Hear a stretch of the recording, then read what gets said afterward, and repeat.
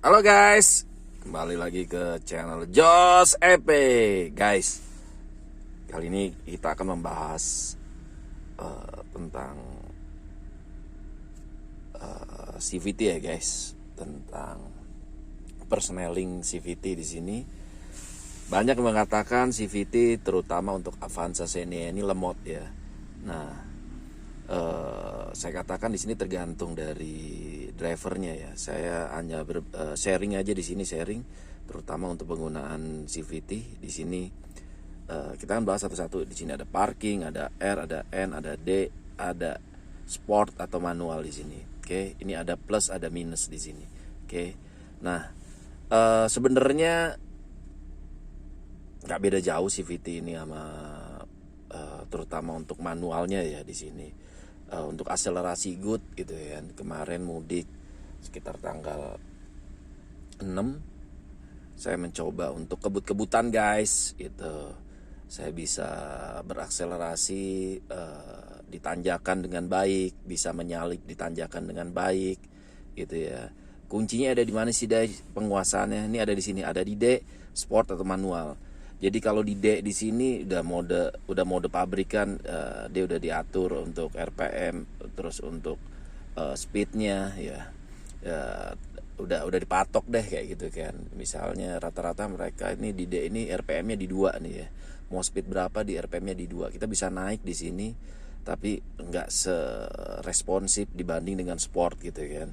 Sport sendiri juga nggak seresponsif dengan manual gitu ya.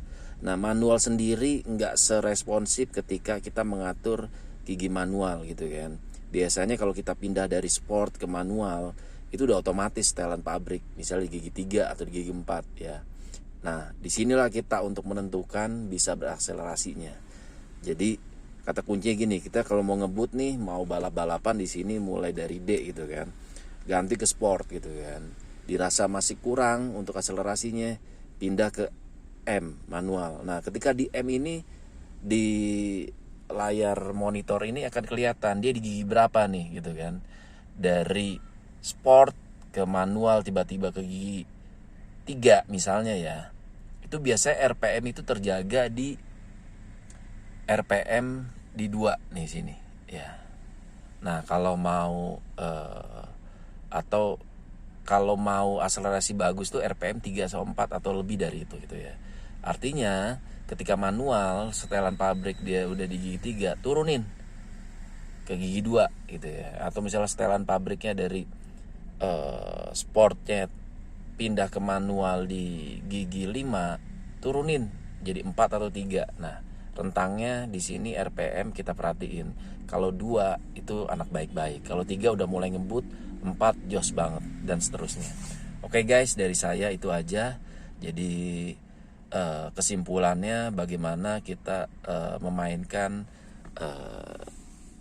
dari D ke sport ke manual ya. Manual pun kita mainin naik atau turunnya giginya. Nah, gigi manual di sini ada 1 sampai dengan 7. Kita mainin nih gigi 1 sampai gigi 7 ya.